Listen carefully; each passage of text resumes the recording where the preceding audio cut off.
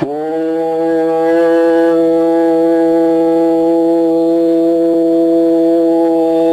ஈஸ்வரா குருதேவா.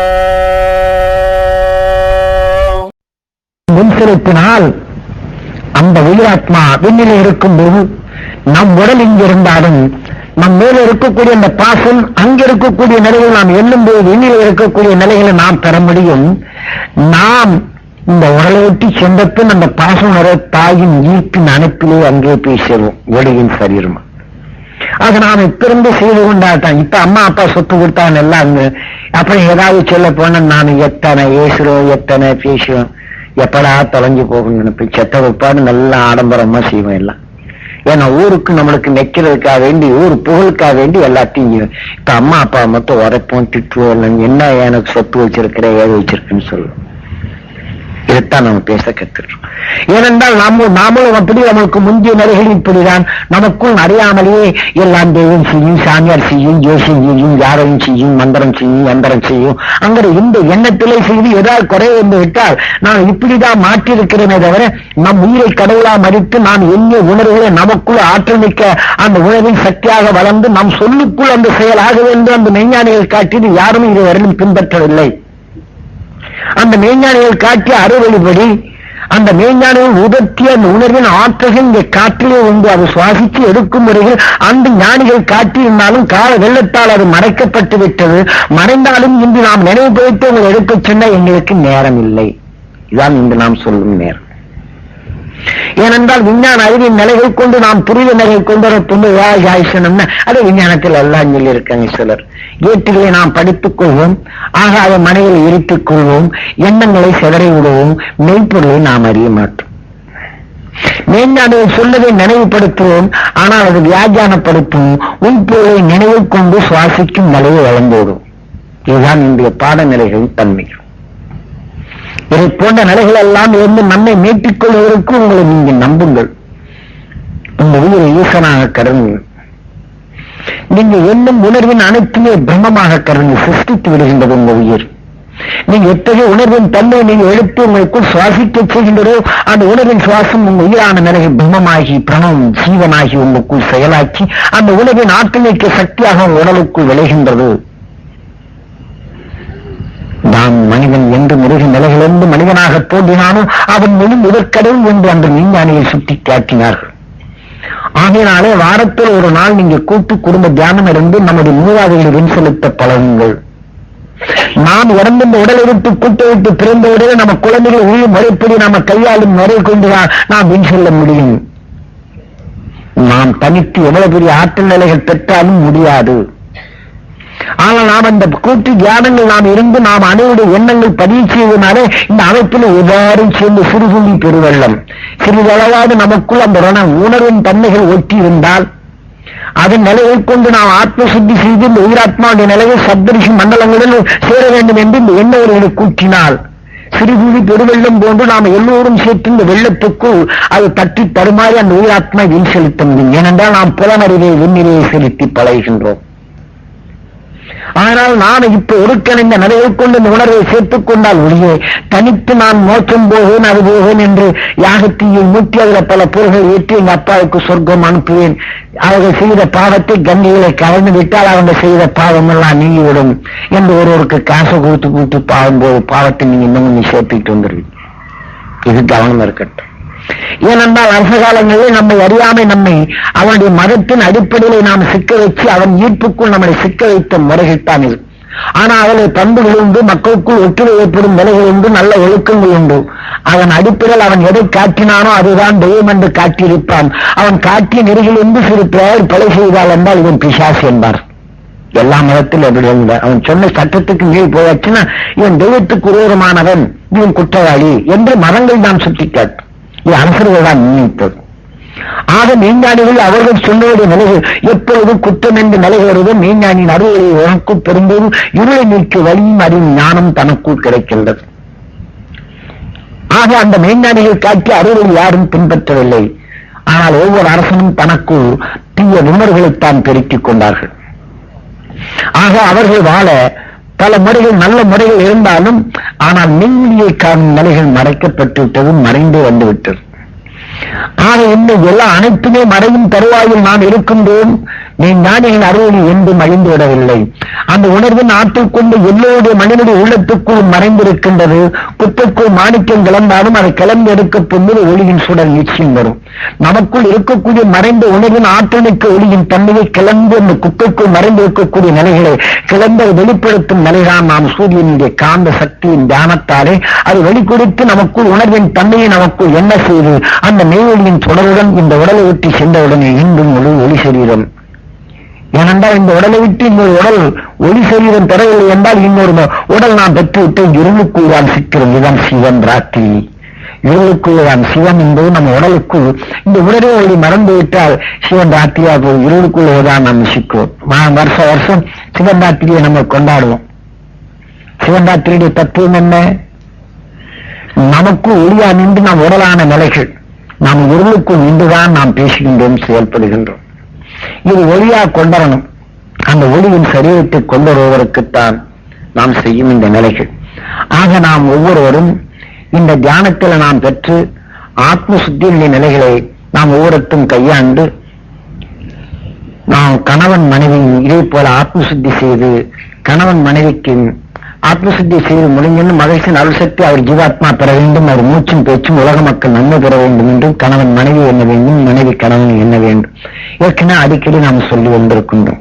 இதை போன்ற நாம் ஒவ்வொரு நாளும் இதை தொடர்ந்து நீங்கள் கடைபிடித்து வீட்டுக்கோ குடும்பத்துக்கோ ஒற்றுமை ஏற்படுத்தவும் நாம் ஒவ்வொரு நிமிஷம் பெண்கள் பெரும்பகுதியான பேர் சமையல் செய்யும் போதெல்லாம் ஆத்மசுத்தி செய்துட்டு அந்த அரிசி எடுத்து போடும்போதெல்லாம் மகிழ்ச்சி இதே மாதிரி ஆத்மசுத்தி செய்து நான் சமைக்கும் சாப்பாடு எல்லாருடைய உடல் நலம் பெறவும் மன உறுதி பெற வேண்டும் என்று நீங்க செய்யணும். உங்க குடும்பத்தில் உள்ளவரும் நல்லதா இருப்பார்கள். ஆக யாராவது துன்பம் என்று சொன்னாலும் உடனே ஆத்மசுத்தி செய்துட்டு காதலை கேட்ட உடனே நீங்க உங்க வாயில சொல்லணும், இனிமேல் உங்களுக்கு துன்பம் இல்லை, நல்லா இருப்பீர்கள் என்று உங்க வாக்கை பதிவு செய்வீர்கள், அவர்கள் நல்லா இருப்பார்கள். அதே சமயம் நீங்க எண்ணி உணர்வு உங்களுக்குள் பிரம்மமாகி உங்களுக்குள் அந்த உணர்வின் ஆற்றல் மிக்க நிலைகள் அந்த ஆத்மசுத்தியால உங்களுக்குள் அந்த வலுவான நிலைகள் உங்களுக்கு கூடி வருகின்றது. இப்படித்தான் நம்ம வாழ்க்கையில சிறுக சிறுக அந்த ஆற்றலை பிறக்க முடியுமே தவிர நாம தனித்து மணிக்கணக்கில் உட்கார்ந்து ஜெபம் பண்ணாலும் அடுத்த நிமிஷம் ஒரு குடம் பாலுக்குள் ஒரு துளி விஷம் பட்டால் அது பாலின்றி சக்தி இழந்தது உண்டு. நாம இன்னைக்கு பூரா ஜபம் இருந்துகிட்டு இருந்தாலும் அடுத்தாவது பெரும் அதிர்வான செய்தி இன்னைக்கு ஒரு விமானம் அங்கிருந்து கீழே விழுந்தது அப்படின்னு நாம என்ன ஒண்ணு நூற்றுக்கணக்கான பேர் இறந்து போனாங்க, அதில் நம்மளுக்கு வேண்டிய நம்பர் இருந்தாலும் இந்த மாதிரி ஆய்போசின் எண்ணத்தை சொன்னா உடனே சோறு சஞ்சலம் எல்லாம் மீண்டு இருள் சூழ்நிலை நிலைகள் வைத்து விடும். ஆனால் அந்த பாசத்தால நமக்கு இருள் சூழ்ந்து விடுகின்றோம். ஆனால் அடுத்த நிமிஷம் நாம் என்ன செய்யணும், இந்த ஆத்மசுத்தி செய்து கொண்டால் அந்த இருளை மாற்றி விடலாம்.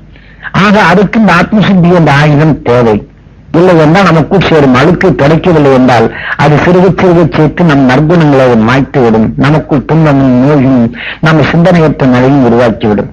ஆக ஒவ்வொரு நிமிஷம் நாம் சற்று போகிறோம் என்றால் அதை அழுக்கு தடுப்பது போன்று நம் வாழ்க்கையில நாம் எண்ணும் எண்ணத்துக்கு வரும் அழுக்கை நாம் தடுப்பதற்கு ஆத்மசக்தியை பயன்படுத்தி மகிழ்ச்சியின் அருசக்தி நாம் ஒவ்வொரு நிமிஷம் நமக்கு உணவில் செலுத்தி இந்த உடலை விட்டு நாம் செல்லும்போது ஒளி சரீரமாக இருக்க வேண்டும். உடலுக்கு நின்று உயிரின் நிலையை உயிராத்மாக ஒளி சரீரமாக உருவற்று இந்த உடலை விட்டு சென்றால் ஒளி சரீரம் பெறுவோம் என்ற உறுதியுடன் இந்த தியானத்தை மேற்கொண்டு ஒவ்வொருவரும் பெற வேண்டும் என்று எல்லா மகிழ்ச்சியும் வேண்டி பிரார்த்தித்து நிறைவு செய்கின்றேன். நீங்க நின்று வரும்போது மகிழ்ச்சியின் அருசக்தியால் மகிழ்ச்சியின் அருசக்தி என் ஜீவாத்மா பெற வேண்டும் என்று ஏங்கி அந்த வரிசையில் வரும்போது நின்றுவிட்டு மகிழ்ச்சி அருசக்தியால் நான் நலமும் வளமும் பெற வேண்டும், மனபலம் பெற வேண்டும் என்று இந்த ஏக்கத்துடன் நீங்க வாங்க.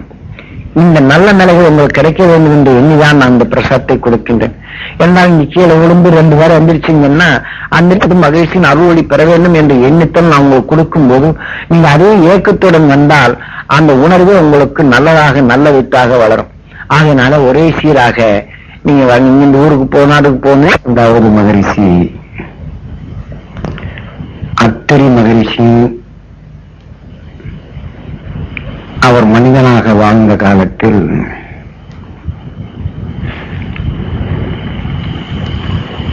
அரசனாக வாழ்ந்து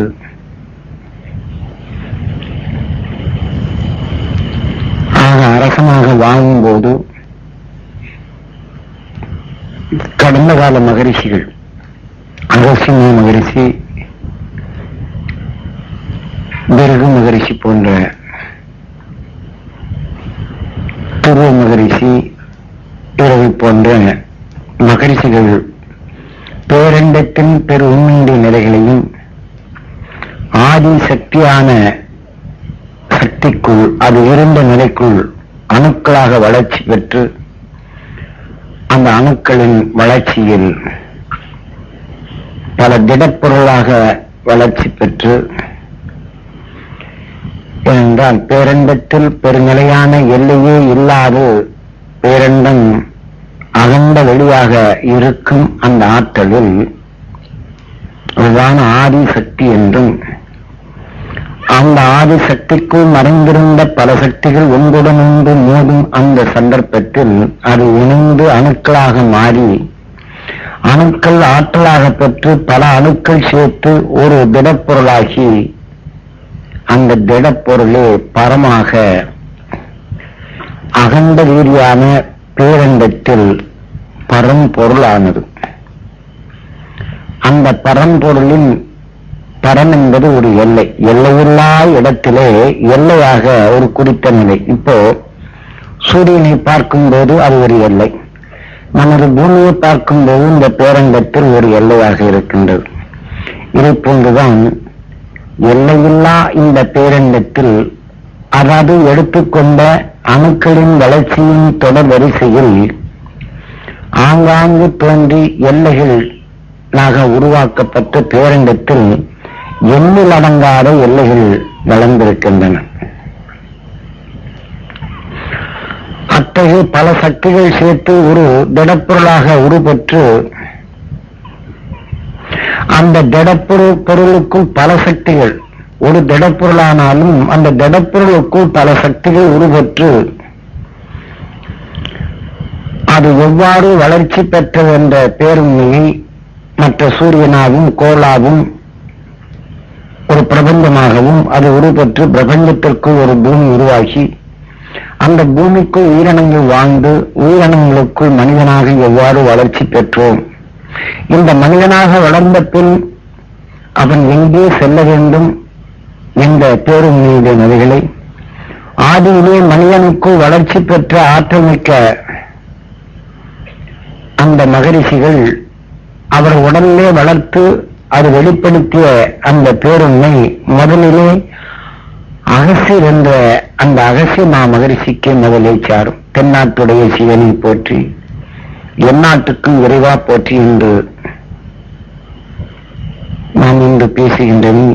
அவர் இந்த தென்கோடி நிலை தோன்றிய அந்த மனிதர் தான் பேரண்டத்தின் பெரு உண்மையுடைய நிலைகள் அறிந்துணர்ந்து தனக்குள் அந்த ஆற்றல் மிக்க சக்தியை கண்டு அகத்துக்குள் அணுவின் இயக்கத்தை தான் அறிந்து பேரண்டமும் ஒரு அணுவுக்குள் ஒரு அணுவின் இயக்கமும் அதே அணுவின் இயக்கம் மனித உடலுக்குள் அகத்துக்குள் அந்த உணர்வின் இயக்க செயல் எவ்வாறு ஒரு மனிதனுடைய இயக்கங்கள் இயக்குகின்றது, அந்த இயக்கத்தின் தன்மை கொண்டு தன் உயிராத்மாவை எவ்வாறு உயிராத்மாவை மாற்றி இன்சொல்லோடு என்ற பேருண்மையை உணர்த்திய அந்த அருள் வழிகள் இந்த காற்றிலே நடந்து கொண்டிருந்தாலும் கடந்த கால அரசர்கள் பல 3500 ஆண்டுகளுக்கு முன் இத்தகைய நிலைகளை பேருண்மைகளை தனக்குள் கண்டறிந்த அரசு நீதிகளுக்கு உலகம் முழுவதுக்கும் அவர்கள் எடுத்து ஆட்சி செலுத்தி வந்தார்கள் மதம் என்ற பிடிப்பிலே. அவ்வாறு வளர்த்து வந்த அரசன் என்ற நிலையில் சுகபோகங்களை அனுபவித்தாலும் அரசன் என்ற பேராசிரியருடைய நிலைகளும் தனக்கு கௌரவம் மதிப்பு இது அனைத்தும் இந்த அரச நிலைகளில் கிடைத்தாலும் கடைசி என்னுடைய உண்மையுடைய நிலைகள் அறியப்பட போகும்போது அவன் அரச சபை அனைத்துமே திறந்துவிட்டு இது வேண்டாம் என்று ஒதுக்கிவிட்டு அந்த ஒதுக்குவதற்கு காரணமே பேரரசர்கள் எத்தனை நிலைகள் நாம் எத்தனை மந்திர யந்திரங்கள் பல சக்திகள் பெற்றாலும் மனிதன் இறந்த பின் மீண்டும் இன்னொரு உடலை பெற்று நான் உயிர் வாழ முடியுமே தவிர ஒளிநிலை பெற முடியாது என்ற பேருண்மை அறிந்த பின் அரசு போகங்கள் அனைத்துமே திறந்து இணைந்த மனித வாழ்க்கையிலே ஒவ்வொரு மனிதனும்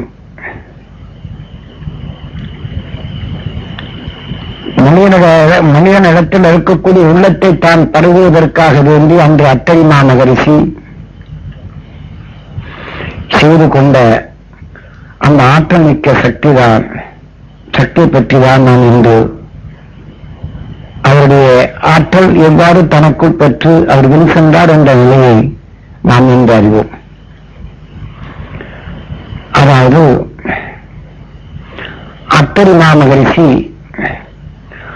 அரசாட்சிகள் செய்து மற்ற அரசரை காட்டிலும் தான் வல்லவன் என்ற பெயரும் புகழும் பல சக்தியுள்ள நிலையை பெற்று தான் உணர்ந்தாலும் பேரண்டத்தின் பெருமையுடைய நிலையில் அரசன் என்ற நீதிக்குள் அவன் அடக்கி மரம் என்ற பேராலே தனக்குள் ஆட்சி செலுத்தி வந்தாலும் நாட்டிலே வறுமையும் மற்ற நிலைகள் தாண்டமாடும் போது மக்கள் வறுமையிலே வாடுகின்றார், அதை கண்ணுற்று பார்க்கின்றார்.